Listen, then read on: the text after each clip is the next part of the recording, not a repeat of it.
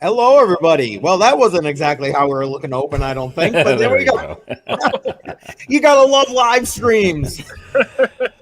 Whoops. Oops.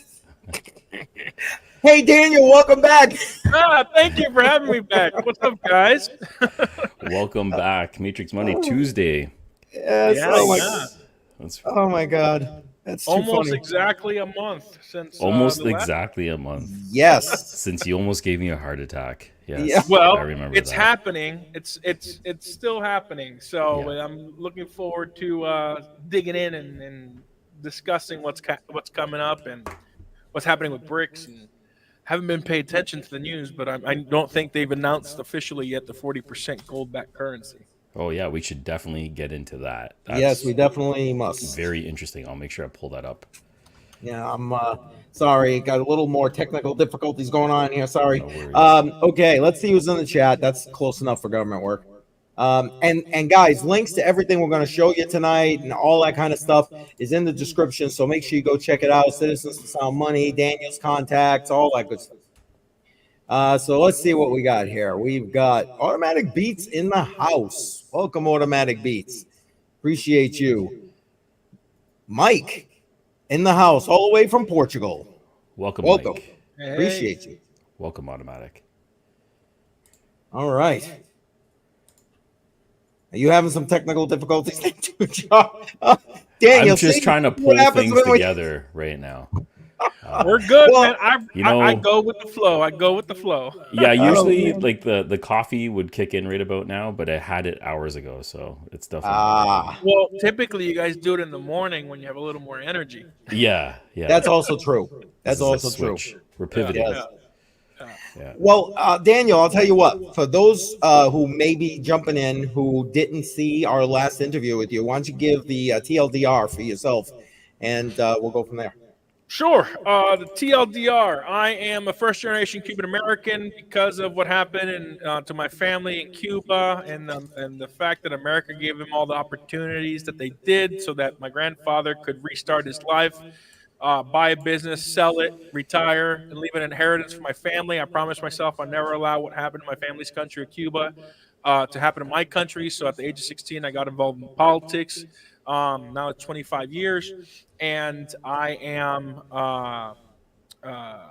now the executive director of Citizens for Sound Money. Between me getting involved in 16 and now, I was a stockbroker, insurance agent, crypto miner, and blockchain consultant. Now I run a sound money organization where our mission is to promote the use of sound money and protect people's rights to do so. And we protect people's rights to use sound money through legislation. Last year we pushed the Sound Money Act, which was basically an omnibus bill with everything we wanted. That strategy didn't work so great in all the states, so we broke up our Sound Money Act. And basically what we're trying to do is make gold and silver, physical and digital gold and silver legal tender, get rid of capital gains and sales tax on the purchase and sale of gold and silver, get the states to put a percentage of their reserve funds into gold and silver, at least 1%. And some states might even want to do 10%. And then what's the last thing? Capital gains, 1%. I think that's it. And then there was a part of the bill where we're trying to get the states to create a depository, but that is a big faux pas amongst treasurers across the country. So we're not really pushing that just yet. We figure we have enough of a battle between getting rid of taxes, making legal tender, and adding 1% to the treasury. So that is what I do now, and that is the too long. Yeah, TLDR. Yes. You want to know what? There's a lot there, and for those who want to unpack it even further, go back to our first interview. Link for that's in the description. Listen, guys, I'm not sure who, but I can hear a little feedback in the. It's probably me.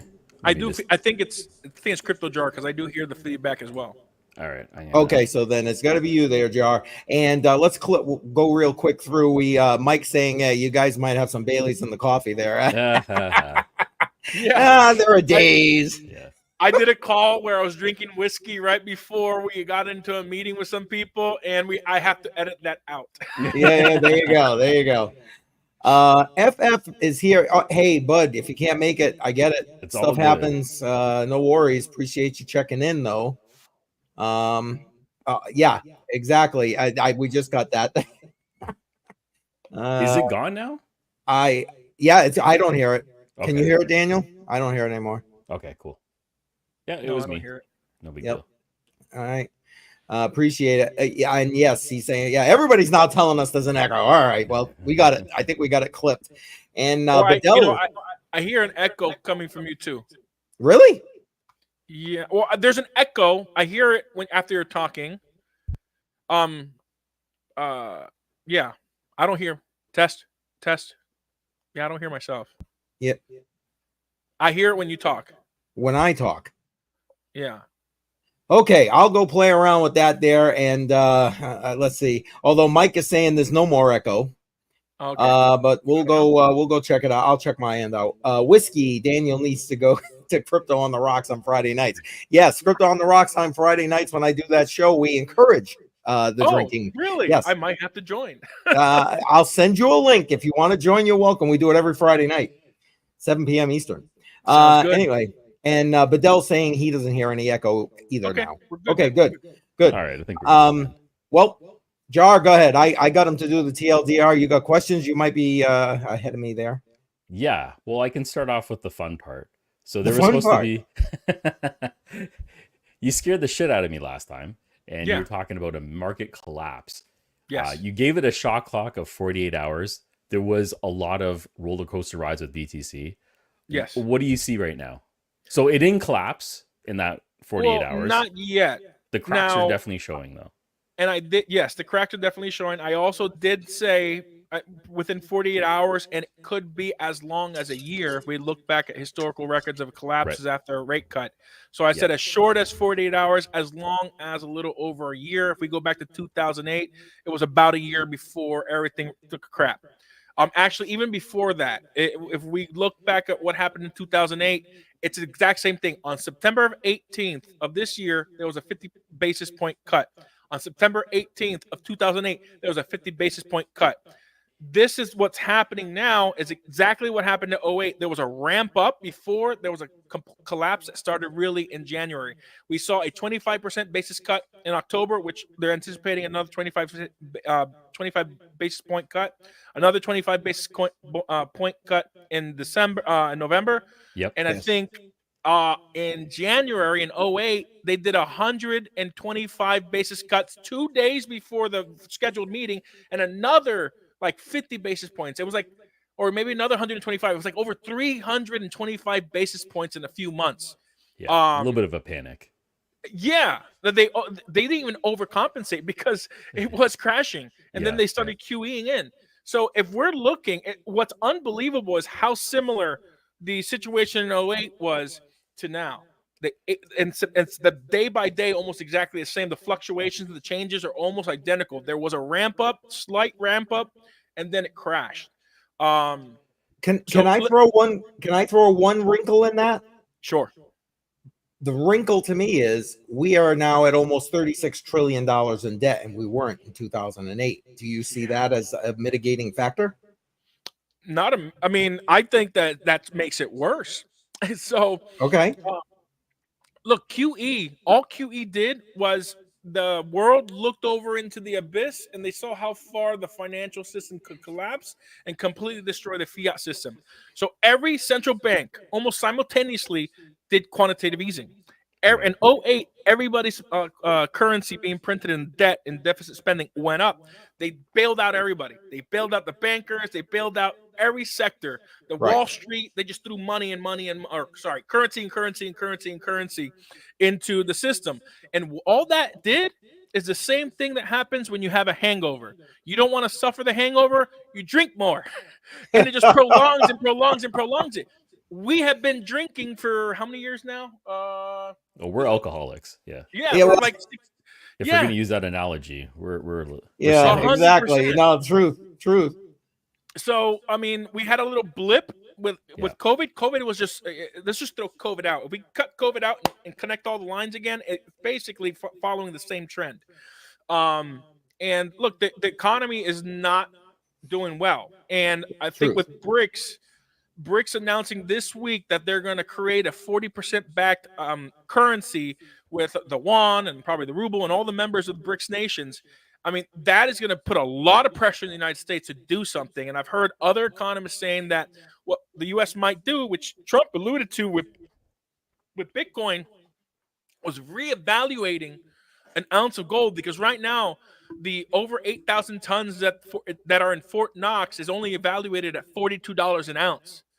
And if they said that they might even reevaluate the gold at $20,000 an ounce, which would give us an additional over $5 trillion of assets, which decreases the debt to, well, not GDP, but debt to asset ratio that the United States has, that makes it more manageable if we're able to pay off our long-term debt with the gold. This is all hypothetical. I'm just saying what other economists are saying.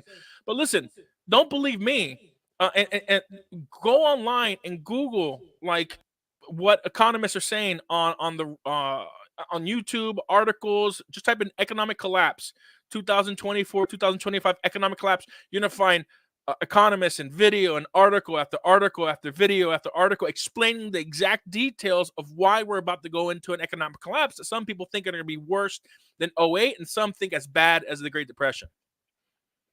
So 08 was a mortgage-backed crisis, right? Like that was really defined in the housing market. Right now, I keep hearing about this is the bubble of bubbles. There's multiple bubbles happening right now. Is there a sector right now that's really the catalyst, like one specific one or multiple? Three? Okay, let's hear it. Yeah. We have three primary legs of our economy. We have the stock market, we have the debt market, and we got the real estate market. Those are our three prongs. In 2000 or 1999, 2000, the dot-com bubble, the only bubble was the stock market bubble. Now let me go back in history, because most of the bubbles are because of the stock market. Why is that? Well, if you go back in history and start looking at newspapers and the campaign against the Federal Reserve Act and the bankers pushing for the Federal Reserve Act and bribing Woodrow Wilson and getting them president, you look at that battle. Some of the cartoons that the newspapers were drawing about the Federal Reserve was a Federal Reserve as an octopus with multiple tentacles, and the tentacles are dropping cash, and the mouth is vomiting currency into the stock market. This is in 1913 that they're talking about the FDR might as well be, but the Federal Reserve. The Federal Reserve vomiting currency in the stock. They knew back then that all that was going to happen is this inflation being pumped into the stock market. And what happened in 1929? Oh, wow, the stock market crashed. Why do you think that was?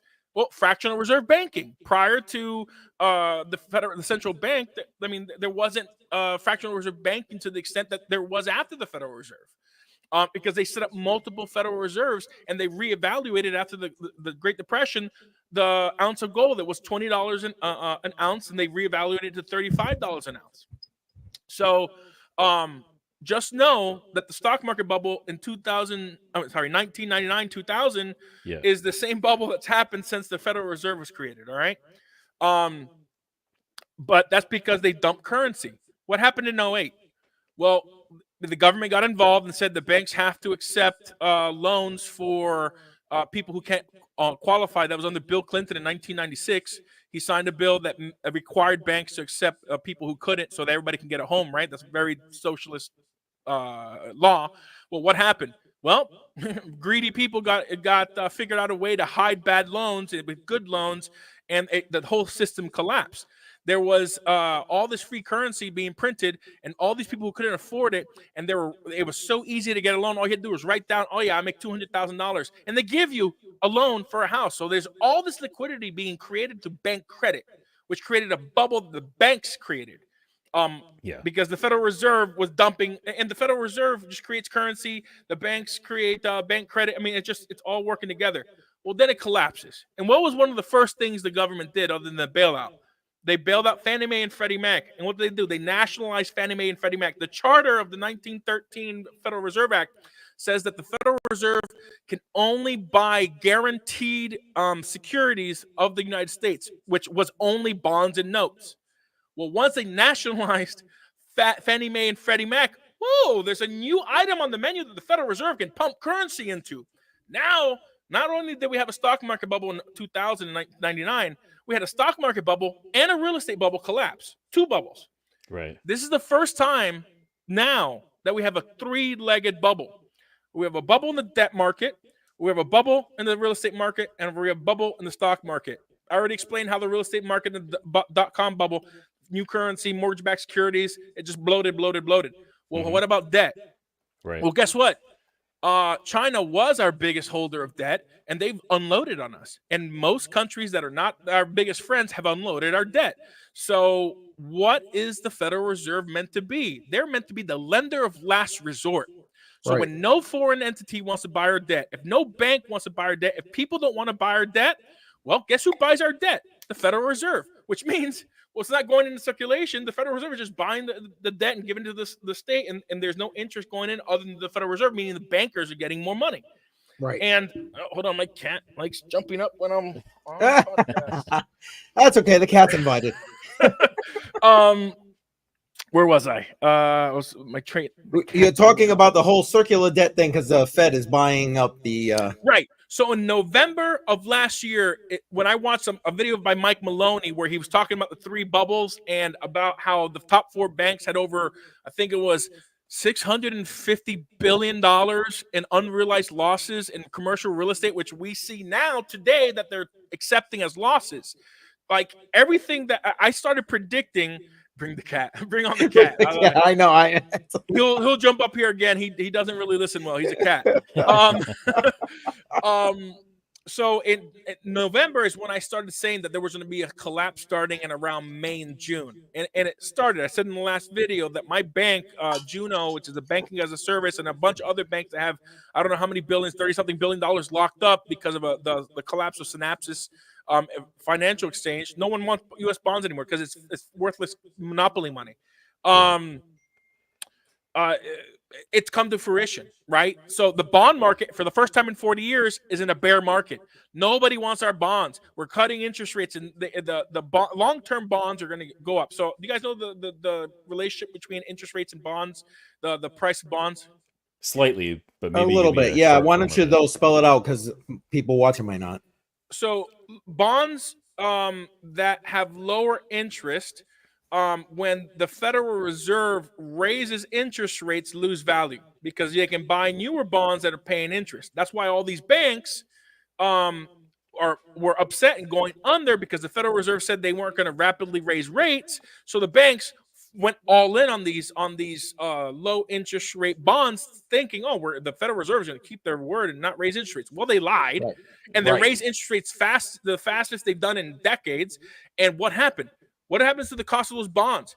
Well, it's unrealized losses because interest rates went up, and the banks now have billions of dollars in unrealized losses because those treasury bonds, they can't sell in the secondary market for a profit. So they have to keep it into maturity, which is 10, 20, 30 years. But banks like trading treasury bonds and making money just like anybody else. So that's where a lot of the unrealized losses, plus the commercial real estate losses of loans that went bad because of COVID, and everybody decided, hey, we can run the world working from home on Zoom. So that's just so many different catalysts happening. But the bond market is now in the first time in 40 years in a bear market. And if you look at the numbers, I forget which Federal Reserve charts it shows, but they started buying up the overwhelming majority of the treasury bonds being issued are being bought up for the Federal Reserve. You see an exponential increase since November of last year of the amount of treasury bonds that the Federal Reserve is buying themselves. So everything is coming to a head.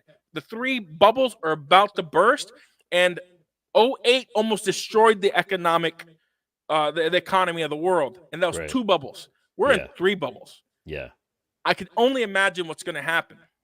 So that's the whole thing, is I can't even imagine like the impact. So if there's three different bubbles in three different areas, like, is it a reset? Basically, when we're talking about debt faulting, we're talking about a new world order, a new economy. Okay. And those are scary things. The Fiat, this is good. Yeah. Fiat is going to die, and it needs to die. I think what's going to happen. Something's going to take its place. Yeah. Well, do you really believe it's going to die, or is it going to transition to like a CBDC? It's going to transition to asset-backed CBDCs. There he is. He told you he was going to come back. All right. So who was I talking to? I was talking to somebody in my industry. Oh, that's what it was. A friend of mine. has this guy that is a day trader, and he doesn't work on Wall Street, but he does a lot of trading. So he studies all this. So he didn't believe about the market collapse. Him and I got into conversation, and after I presented the data, he completely changed his tune because he misunderstood what he was told about what I'm saying about the economy. And then as we were talking, I said, look, there's going to be probably, like I said earlier in the show, probably a reevaluation of the gold in Fort Knox to back the currency a bit. Because if BRICS is coming out with a gold currency, the United States isn't going to stand back and stay in the corner and not fight. They're going to do something. And we have 8,000 tons of gold. We still have the largest gold reserves on the planet. Not the 90% we used to have after World War II, but we still have the largest holdings. I think the closest is China, and they have a little over 4,000 tons from what we could gather, not including the 28,000 tons of gold held by private citizens in China that they can make illegal and confiscate. So, Yeah. what I am predicting is that the age of real world assets, look at what they're talking about. Look at what the banks are talking about. Look at what the governments are doing. They've created the rails for electronic currency for instantaneous transfer of money around the world. And now the banks are talking about real world assets.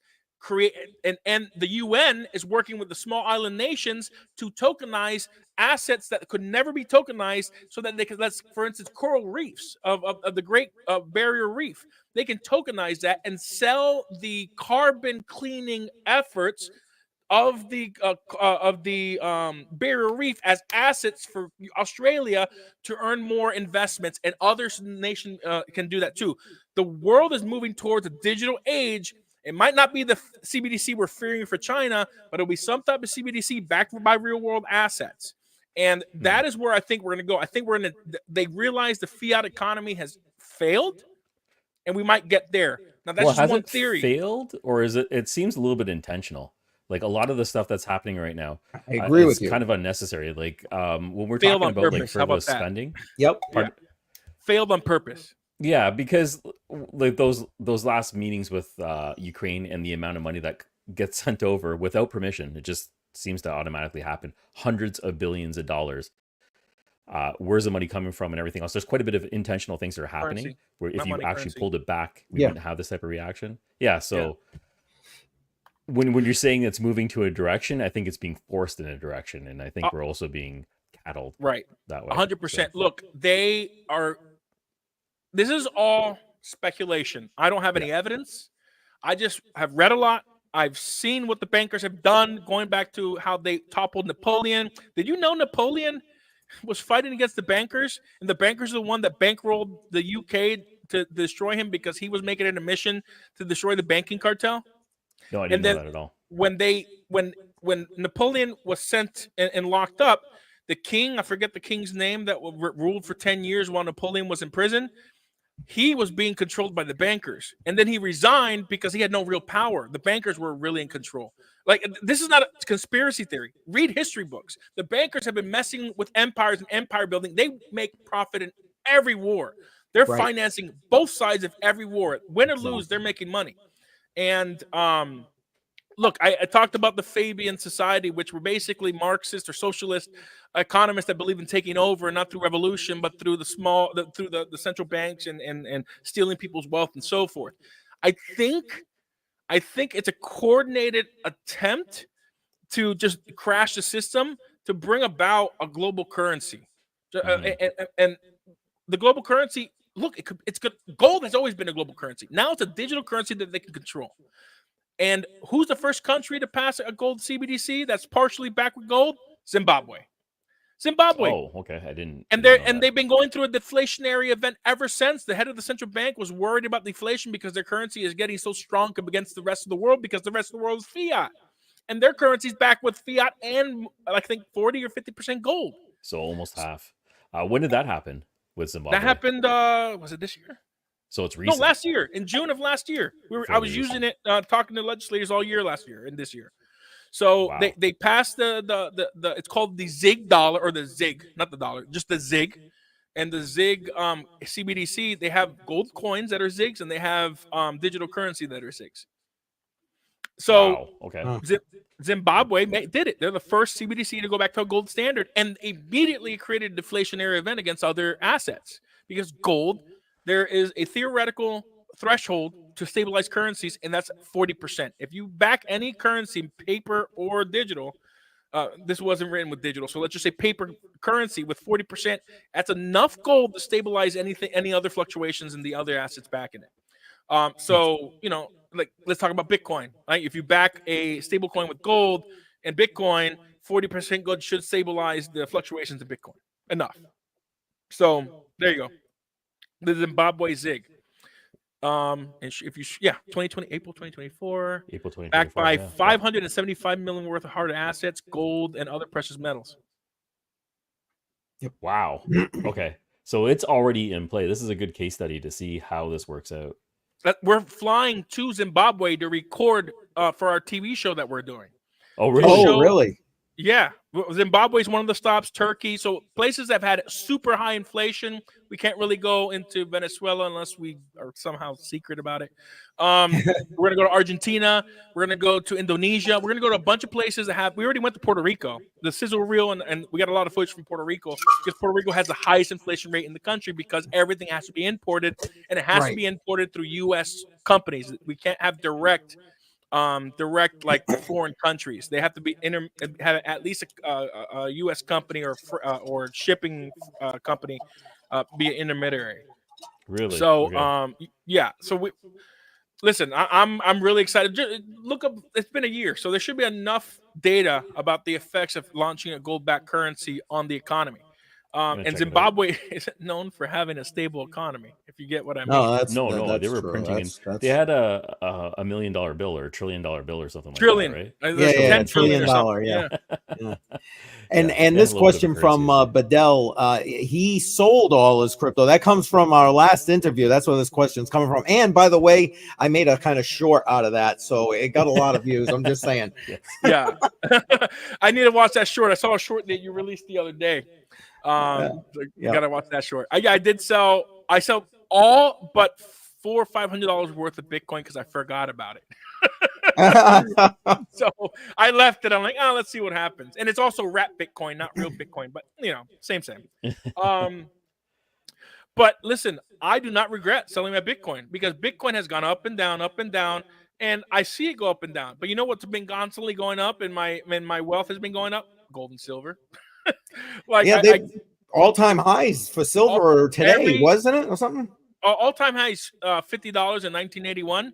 But I think it's going to hit $50, and I think gold's going to hit $3,000 before the end of the year, the way that things are going. Yeah, there you go.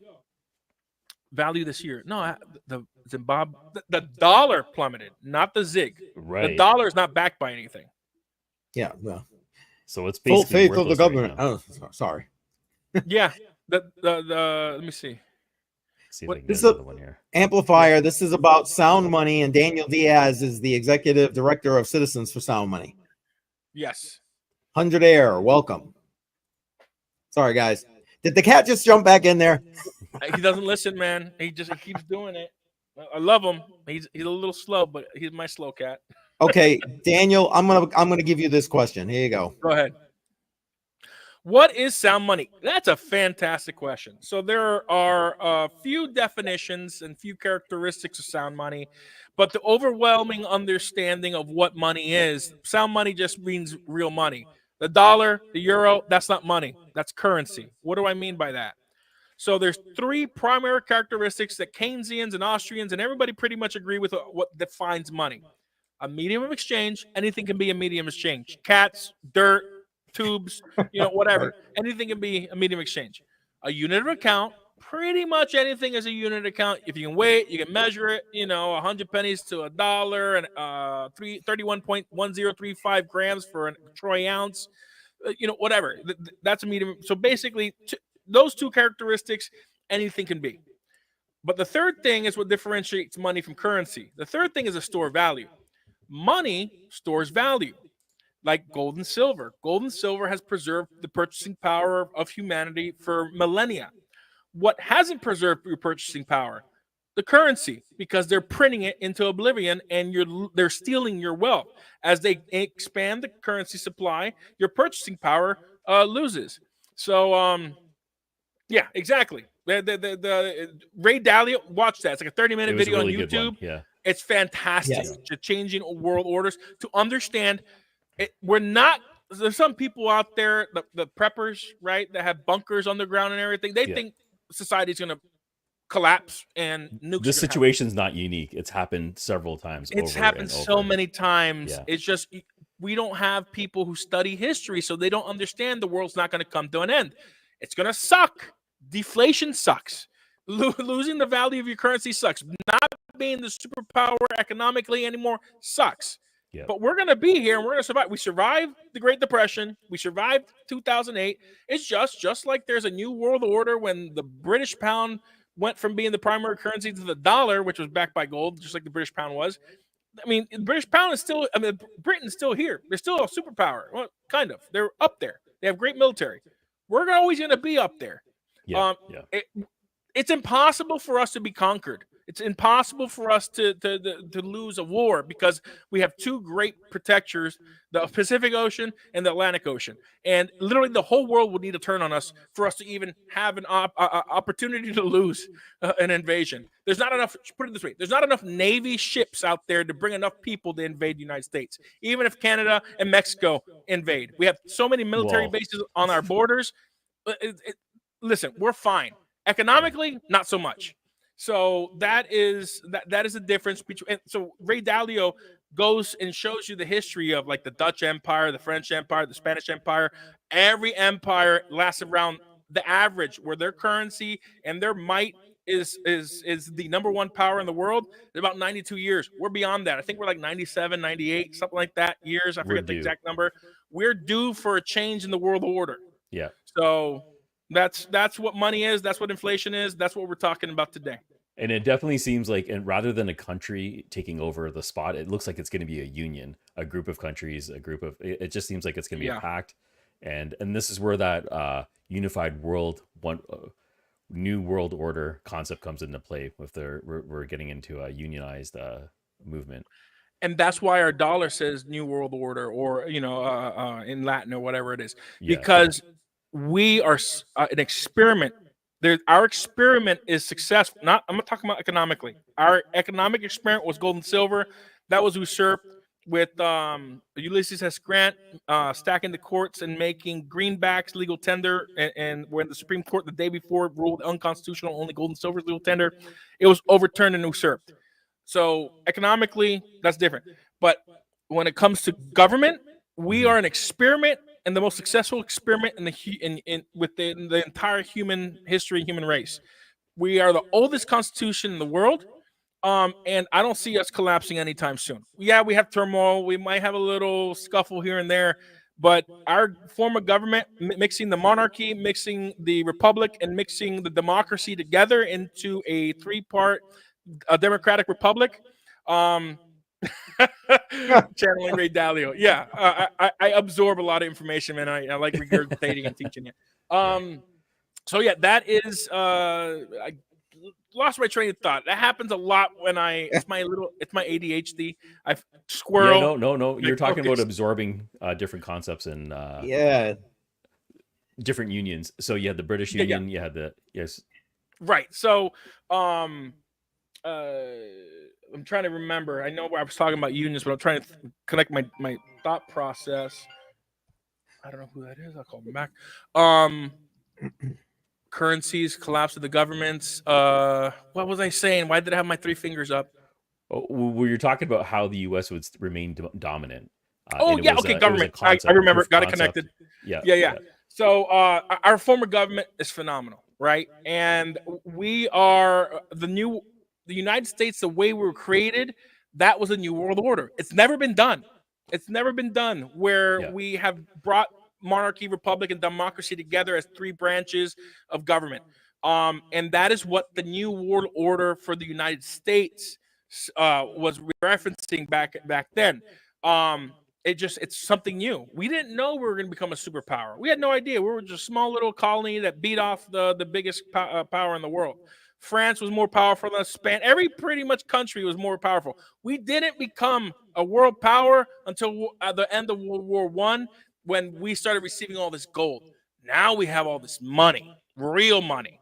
We can start using it to build infrastructure. And then you want to understand why we're also so powerful and why it's going to be so difficult. Look up at the history. There was a YouTube video. Look up the history of our interstate system. They've been talking about creating an interstate system since the late 19th century, and we tried to build it before World War I. Then we got sucked into World War I. Then there was a war with not a war, but there was a raid from Mexico, a Pancho Pio or whatever his name is, I forget. And we sent 100,000 troops to Mexico, and then we got into World War II, right? So we tried to build the interstate, but there's things that happened, and then Eisenhower was part of the first expedition. The United States sent like hundreds of trucks from Washington, D.C. to San Francisco to see how bad the road system was. Eisenhower was on that. He was a lieutenant colonel then. And then after he went to Germany and saw how well the German Autobahn was for shipping and keeping our soldiers fed and getting reinforcements because of the Autobahn, he came back, became president, and made it his #1 mission to make sure we had an interstate system like the Autobahn for military protection. And that's another reason why we would never be able to be conquered, because our interstate system is one of the best, if not the best interstate system in the world. It produces so much economic commerce. Like that's another reason why we're such an economic powerhouse, because of the infrastructure of the United States. And the states cover part of it, and the federal government pays for a lot. There's so much history, and that's why people they don't understand what's happening economically, and they don't understand the real threats that we have. The real threat we have is economic, not us collapsing. It's going to be so difficult to destroy this country. But economically, they understand that if they can create civil strife, when I say they, I'm talking about the communist socialists like Russia, Iran, North Korea. We are stopping them from doing what they want to do. And they understood, the Fabian economists. I have to find the speech by not Gorbachev, who was Khrushchev. Khrushchev gave a speech about how we will take over without firing a shot, take over the United States. And it's played out since he gave that speech. The socialism, the overthrow of our get this, he's talking about pornography and sports games and everything, and just destroying the moral fabric of our country. And by destroying the moral fabric of our country, stealing our wealth through the printing of currency, Khrushchev is saying this. This is how we destroy America economically, because they know it's impossible to destroy us militarily. So there's just so much. If people just sat down and read and looked up history, and there's a lot, man. I've been studying for a bit, and it's just connected a bunch of dots, and it's making things clearer with my worldview. I see it so clearly, and I wish I could help educate people to see it the same way, you know? Well, it's a lot of information and a lot of different areas that you have to focus on in order to see the bigger picture. The interstate that you were talking about, I knew infrastructure was a big deal, just to get anything from point A to point B, and how important that was. And one of the major infrastructure projects I remember that was underway was to build a system that connected the entire North America together. I'm talking from Mexico through the United States up into Canada, and then from coast to coast. And that was one of the development plans that was supposed to go into 2050. And sections of it have been implemented and then broken up, and then implemented and broken up. There's usually factors that makes it stop. But it's interesting what you're saying, that it's a military effort to really get that going.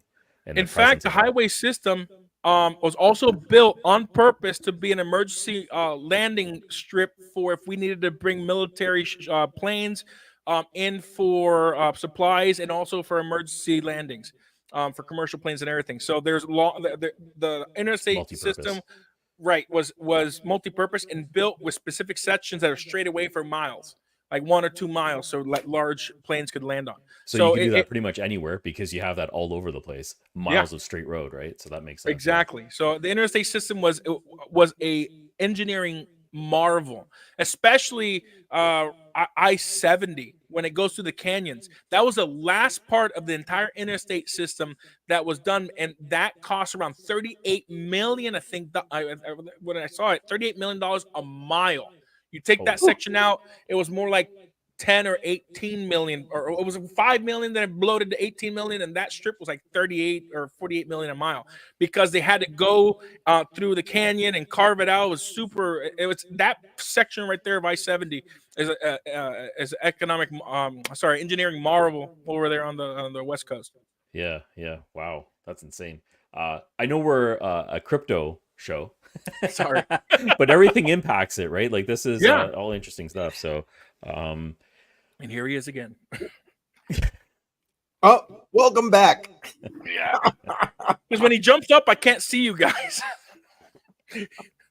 That's all right. Well, like Jar said, this is a crypto show, and I know not everybody tuned into the first interview we did with you. So why don't you kind of give them your thought process with regard to Bitcoin and so on? I used to be a Bitcoin maxi. Let's start there. And my first chink in my armor that really tested my faith in Bitcoin being the digital gold was the Ukrainian war. If Bitcoin is supposed to act like gold digitally, then what should have happened during the Ukrainian war is what should have happened to Bitcoin is what happened to gold. Gold shot up, and so did silver right when the Ukrainian war happened. But what happened with Bitcoin? It tanked. It tanked with the stock market and everything. It followed the NASDAQ. So that was the first. Some of that had to do with manipulation, though, at the same time with index funds coming into play and everything else? Sure, there's manipulation everywhere, right? But the stock market, all the stock market is the hopes and fears of the person's psyche, or the people's psyche. So when it's greed and fear, that's all it is. When people are buying and buying and buying, it's greed, and when it's people are selling, it's fear. He doesn't learn, man. That's all right. That's all right. He wants some attention. He does. He's gonna get it after this. Give him some treats and some soft food. There you go. Yeah. So Bitcoin. Yes. Exactly. Chuck Danger 87 completely agrees with you. Yeah, 100%. So Bitcoin, that was the first chink, but I still was a maxi. And then as I got into the sound money movement, and I started learning about what real money was, what credit was, what currency was, I realized money needs to be stable. You can't have somebody buy Bitcoin who lives paycheck to paycheck, which is 78% of Americans, mind you. They don't even have $1,000 to their name.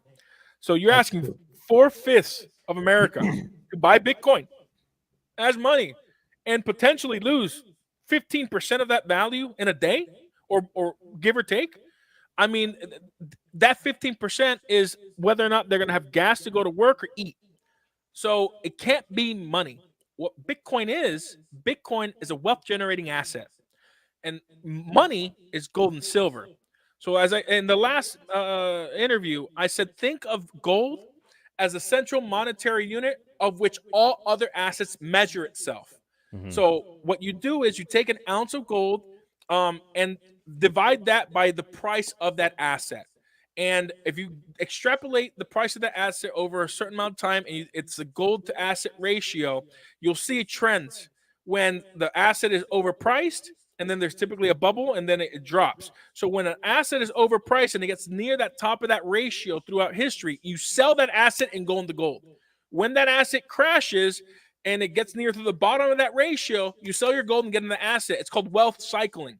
Gold is your safe haven. It's the asset of which all other assets measure itself. And then when you want to multiply your wealth, like with Bitcoin, I think it's crashing. So I sold all my Bitcoin, put it in the gold. It's been going up. It's preserving my wealth. And Bitcoin has just been banging back and forth, hitting that 70 and coming down, hitting that 70, coming down. So when Bitcoin, if I'm right, and Bitcoin tanks like NASDAQ and everything, when it gets to that bottom ratio, historical ratio, I'm going to sell my not all of it. I'm going to sell my gold and buy Bitcoin and wealth cycle in. Bitcoin, like any other asset, is a wealth generating asset. So you're using gold it as is a money. Tool. Okay, right. So then how does real estate fit into the perspective as well? Because that was, other than saving and buying gold, something that would last a long period of time. A lot of people are investing majority of their wealth into real estate. That's very difficult to cycle in and out of. So what would you say with people that are buying homes and everything else going into In the market that we're into? 2008, if you had equity in your home Yep. before the crash, Mm-hmm. if you would have taken that equity out and put it in the gold and silver, you would have most likely been able to pay off most, if not the entire mortgage. So if you have equity in your property right now, before it crashes, take a low interest loan out, put it in the gold and silver, which has gone up. Not financial advice. This is just me theorizing what you should do. Covering our butts. Yeah, thank you. I appreciate that. This is not financial advice, guys. I'm just giving you some ideas. Mike Maloney actually said this. So let's say I'm repeating what Mike Maloney said. He did this himself and others.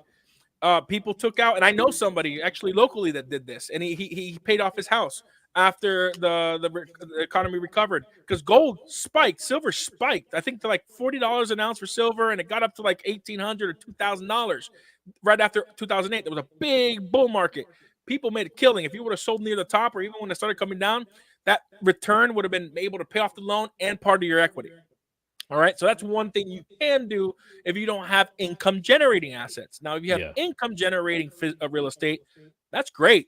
Convert the money you don't need to pay off the mortgage into gold and silver there in the 3 to 5 year bull market, right? And real estate is fantastic. Real estate is not money though, right? And when you need liquidity, if the market crashes and you don't have that liquidity with the equity, then tough. You're on the water or whatever. But while you still have liquidity, I know people that are selling the properties now and get into RVs because they don't know what's happening. Nobody knows what's happening. I don't have a glass ball. I am figuring out the probability based on 100+ years of history, millennia, really. If we're really going on the big macro view of gold and silver and how it affects with nations, I'm just looking long term and predicting the probability of this happening again. And so far it's playing out. Almost the timing's off, but it's happening exactly as I've been saying since November of last year. So real estate, yes. If you have real estate and this is your primary business, great. Just know that people might not be able to pay you rent. And it's going to be like 2020 again, where they're going to freeze and you can't evict your land. So consider that in your risk analysis. Buy real estate if you're just buying land. Right, but wait if you're just buying it if it's not a generating asset, because I really think the bubble is going to crash and there's going to be the greatest wealth transfer in the history of mankind here soon. When we go into this new order, people who have gold and put most of their economic energy in gold, it's going to multiply more than those who didn't.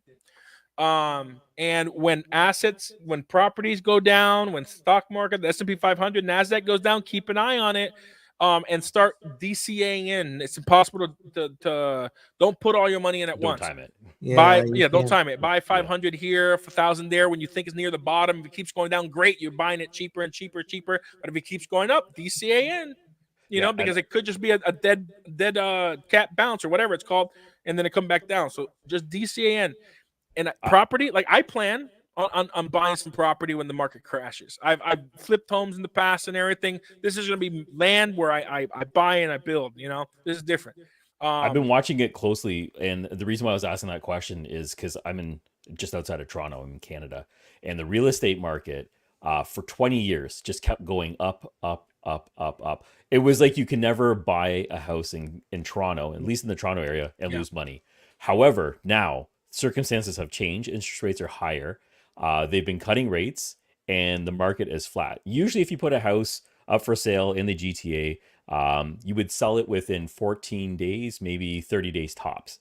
Now we're going into 60 days, 45, 90 days. It's just sitting on the market. People are pulling off. And when they're selling at a loss. This trend hasn't happened in a very, very long time. It happened during the crisis for a very brief moment in time.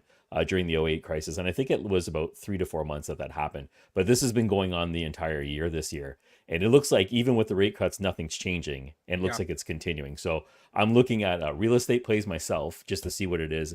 And that's why I wanted to get your opinion on what you think would happen and hedging real estate. Yeah, real estate's a great asset. Don't buy anything yet. Like my friend. No, I'm not. I'm still waiting to see what happens in the new year. My friend just sold her house and she's thinking about buying some land. I'm like, wait a little bit because you might be able to get some big discounts in a year or so. I said, Yeah. like, just put it in gold, silver, or just, I hate cash, but if you want to leave it in cash, leave it in cash. I'm advising her to put it in gold and silver. And wait, they can put it in Kinesis. Kinesis, you can put it in gold, and then the next day you have it cash in your bank account. Kinesis is an asset-backed digital currency company where you don't pay bolting fees. You actually earn a yield by holding your real money in the system. And there's a bunch of other benefits. They just launched a new Goldback, the Metalback program, where you have an account, you can actually buy from thousands of stores and get cash back, but metal back from 1 to 10%. And you don't even need to use your debit card or the gold to pay for things. You can actually use your Fiat bank card, just go through the portal, and it will record the purchase, and they'll pay you in gold and silver. So Kinesis is great. You can put your money in gold and silver, sell it into cash that same day, wire transfer it over, and it'll be in your account typically within a day. Can take a day or two extra because it comes from Australia for now. They're coming up with banking solutions in America, so it'll be a lot quicker in the future. But that's like, if I need money quick, I have money in a bunch of different companies, guys, the digital and physical. And I have a lot more physical now too. Kind of having fun selling and playing with gold and silver in my hands is kind of a great hobby to have. I think this is, let me just pull this up here. Is this what you're talking about? Kinesis.money. Kinesis.money. Okay, I think this is it. Yeah. I'll pull it up on the screen. There we go. There it is. Okay. Yep, that's it. And I will get, if you want to post that link, I will get the referral code for Citizens for Sound Money. So maybe C4SM can get some benefits from sharing this with people. Yeah, zero storage fees. And if you scroll up, there should be maybe a metal back. Oh, look, they're even comparing. There you go. 0.22% on transactions. 22 basis points. Yeah.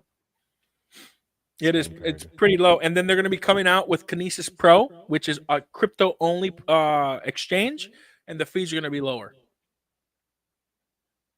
At least from what I understand. Wow. Okay, that's interesting. I've never even seen this before. Yeah, you're learning quite a few things with me. I'm always learning something when you're on. Yeah.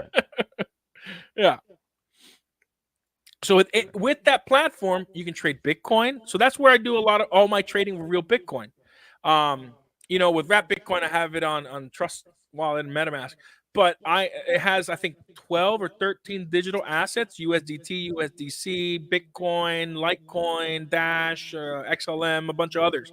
So it's a crypto platform. You can send your Bitcoin there, and then what I like doing is like trading Bitcoin and gold, because I like seeing that gold to Bitcoin ratio. It's like 700 and something ounces of gold, or no, maybe not anymore.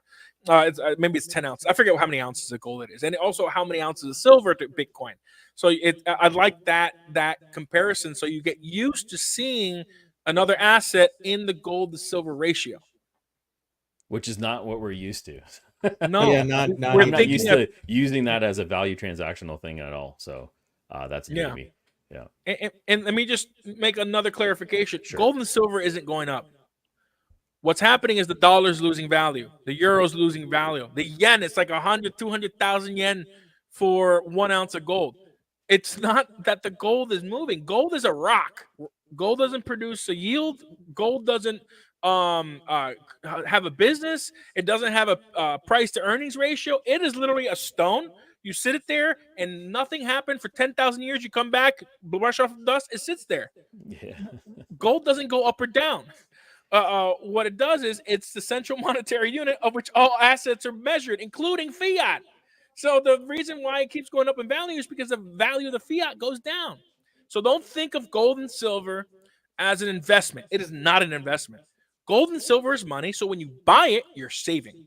You're saving your economic energy. Money is only a representation of energy. That's it. The entire universe is energy. Rocks are energy. The sun is, everything is energy.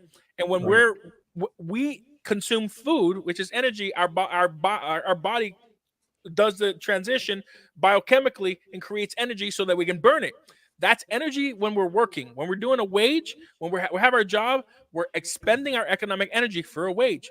What would you rather be paid in? Something that's going to be stolen from you through inflation, or something that's going to preserve the economic energy? And that's all money is. It's a representation of your economic energy. When you're trading, that's one way to either multiply your economic energy, or, for instance, tools or something that makes your job easier. Any tool that helps your labor become easier, or a way to multiply your wealth, is just a way to increase your economic energy. Gold preserves it. Bitcoin grows it. Real estate, same thing, right? It preserves and grows if you have an income generating. So if you start thinking of money as just a way of means of keeping your economic energy safe, then you start seeing the world a different way. You start seeing the economic world like, what can I use to multiply my economic energy? And that's what earnings is, and that's what investing in businesses. Read the Bitcoin Standard. The first 3/4 of the book is just his book on economics. And he talks about that early on, that money is energy, that we have economic energy that we're exerting, and we're trying to save it through gold and silver and so forth. So hopefully that helps. Yeah. Absolutely. Go ahead.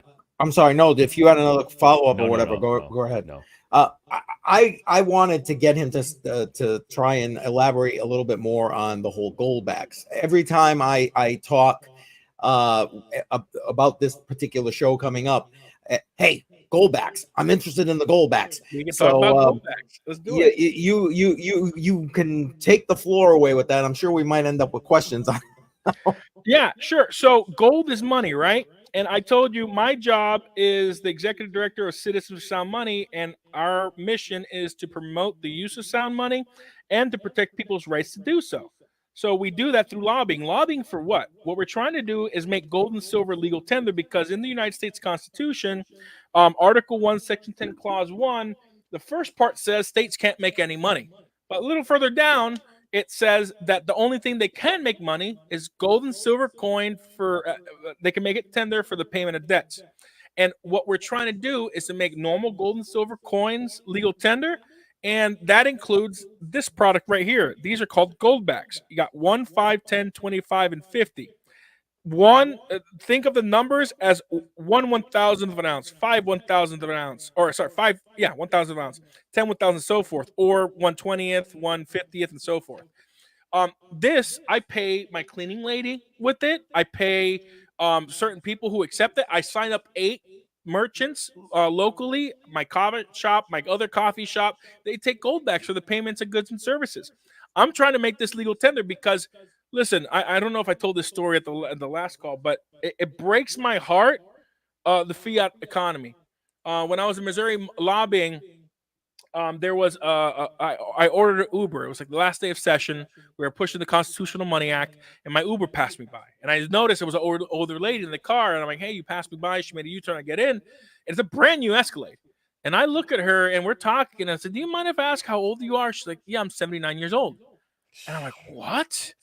And she's a widow, and she's getting her husband's benefit, her pension, and her Social Security. But Social Security, her husband's Social Security and her pension doesn't pay her enough to survive. So she had to come out of retirement to drive Uber for the sole purpose of making enough money to eat. That's brutal. To eat. And this happens, people, when I'm traveling in New Hampshire, when I was lobbying, the manager of the hotel, we were talking, and she said she has 2 other jobs. I'm like, what? She's like, yeah, I can't make ends meet. And then the next day, I go lobby, come back, and I see her again, and I see she's a little flustered. Well, hey, what's going on? She overslept in the parking lot. Because I asked her, when do you sleep? She's like, I don't. I sleep in the parking lot before my next job, and I quick shower and go. She fell asleep, and she missed her job at Dunkin' Donuts in the morning. You know, she didn't get fired. She just that exhausted. Dude, these are people who 78% of Americans are like this, living paycheck to paycheck, suffering because of the fiat economy. And sorry, did you guys hear that? I was literally, we can hear you. No, but you don't hear the. That's good. The mic is good. You don't hear the other sounds. The mic is good. Yeah. So you can definitely buy Goldbacks at Alpine Gold. So what I did for her was I tried to give her like a $50 tip or $100 tip, but Uber would only let me do a $23 tip, and I didn't have any cash. So I gave her a $10 Goldback, which I gave her a 10 Goldback. And I said, right now this is about $50. You can take it to a pawn shop right now and get that, or if you hold it, I'm pretty sure it's going to go up. And sure enough, it's gone up. It's about 50, 54.20. what is it? 55, $54.20. $56 or something. Oh, wait, there it is, $54 right there. Yeah. Yeah. So it's gone up since I gave it to her. It was less than $50. So, and this is what this is why I'm so passionate about sound money. We are being robbed blind through the Federal Reserve and the stimulus deficit spending of the government. And man, it breaks my heart to see so many Americans struggling and they don't even know why. They don't understand why. They don't know what inflation is. They don't know who's responsible. I'm telling you who's responsible. Congress, the Treasury, and the Federal Reserve. They're the ones responsible because they're drunken sailors spending money that they don't have because It's not money. It's credit. They're creating credit. That's all every dollar is. It's a credit note because it was created through debt. Debt, you make a loan, that loan that you give somebody, that cash is credit, the debt note is a debit, and that's all that dollar is. What I'm doing for Christmas is I just bought a bunch of $1 silver certificates, and I bought a bunch of peace dollars and Morgans, and then I'm going to print off a copy of a treasury bond and have a current dollar. I'm going to say this silver certificate was backed by this silver coin. This silver coin was $1. So was this paper. It was tied 1-to-1. That was up until 1971. I'm going to have a whole explanation, have graphics and everything for my family. And then I'm going to say, this is $1 today, backed by this bond, which is just an IOU. And it takes this many dollars, as I'm going to put the time and day, this many dollars to buy that original silver dollar. And it's like, do the math. That's over 2,500% inflation. That's crazy. After our last talk, I was thinking about doing the exact same thing, is buy the Goldbacks and give them as gifts. That's something that would just increase in value over time. Yeah, so, I'm doing that too, which is great because I did that last year, but I wanted, but it just went over my family's head. What I wanted to do was show them tangibly.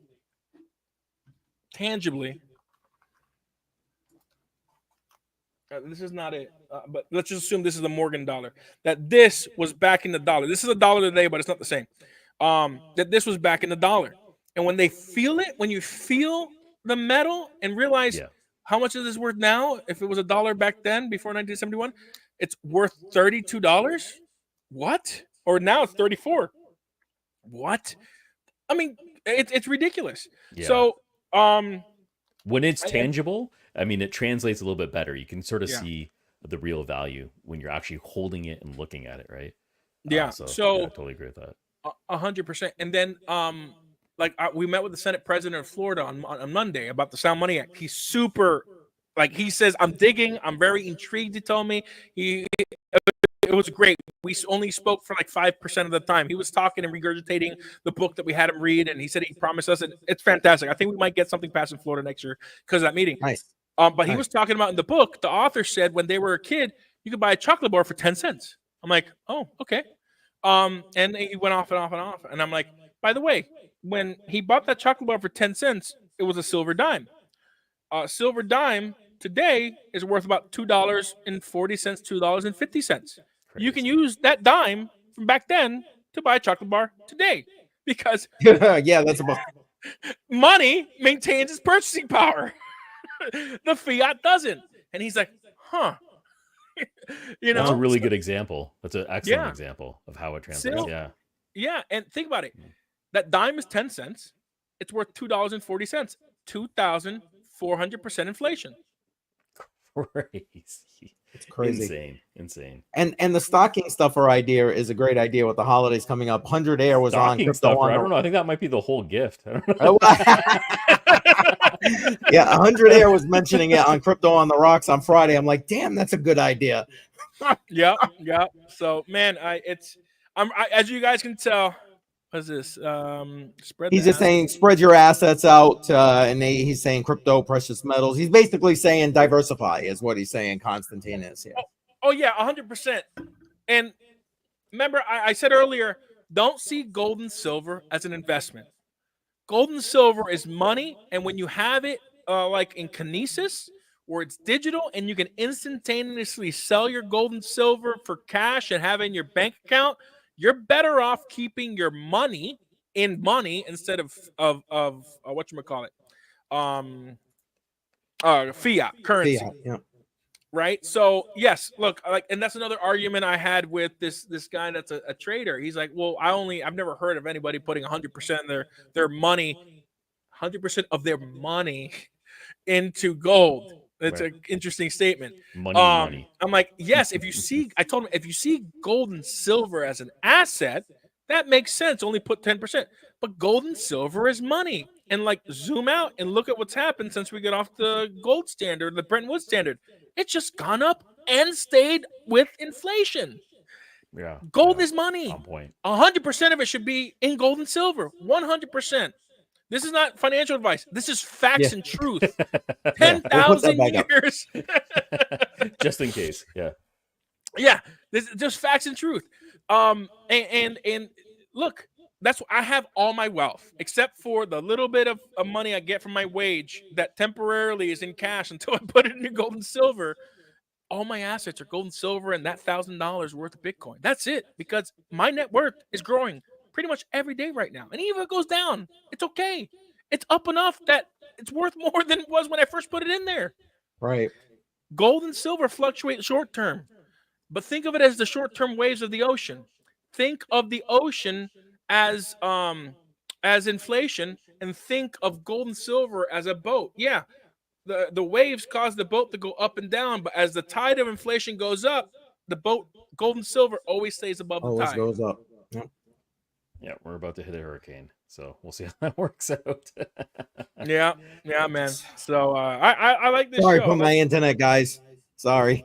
No What I worries, was no going to worries. say was, I know we got to wrap up pretty soon. I know we got to kind of call it, but Jar, did you have any questions before? No, he's answered them all. My next question is, when are we going to have him back on?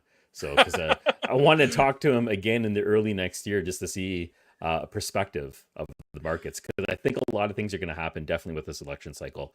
And then he takes whoever, I say he's going to take the office, but whoever takes the office early next year, I'd like to see what the outcome is and the effect of it. I've been doing this for 25 years. Based on what I see, the last two elections, he's never been up this far away, which is only 2 weeks from the election. He's never been up. He's up in almost every single battleground state where it matters. Yeah. It is. To me, it seems clear, but I don't know. More. This is a Canadian watching American politics, so yeah. There are more people voting for Trump that never have. The amount of black men that are voting for Trump is like in the 20 or 30 percentile, which is ridiculous. That's never happened with Republicans. The amount of women voting for Trump has gone up. Like, every demographic is voting more for Trump. Yeah, we got Republicans losers that are not voting for him. Whatever. Yeah. But like, dude, look at the bets. It's like 86% betting that Trump's going to win. 86%. People are saying that's more accurate than the polls. I don't think he's going to get 86%. Well, it's real money, but I think the probability of winning, I think that is more right on than the polls right now I'm predicting. I think that people feel it everywhere I go. Now, mind you, I live in a very Republican county, but like, anybody I'm talking to that don't live where I live, like people in Canada and Australia, everybody feels that Trump's going to win. Yeah. It's a very different election than 2020. Absolutely. It's very different. It's not as polarizing as it was before. It just seems very more. It's fundamentals now, and it's just like core beliefs and everything else that's coming to the surface. And I actually respect that a lot more when people are riding on their core beliefs, and that's going to the polls. So I guess we'll see what happens with that. Yeah, 100%. Excellent. All right. So we'll wrap up right now. Do you have anything else to add? Because we're going to be putting all your links in the description below for anybody that has questions. Already there. Excellent. Yes, one last thing. If you enjoyed what you've heard and you want to support our mission and support a sound money economy coming back through the passing of the Sound Money Act and other sound money legislation, go to Citizens for Sound Money, which we have the link, and join our Pioneer membership. It's $25 a year. You get access to something called Metal Markup, which shows you the cheapest bullion prices to buy online on online retailers. It's a membership benefit. You also get live quarterly broadcasts from me about legislation through videos.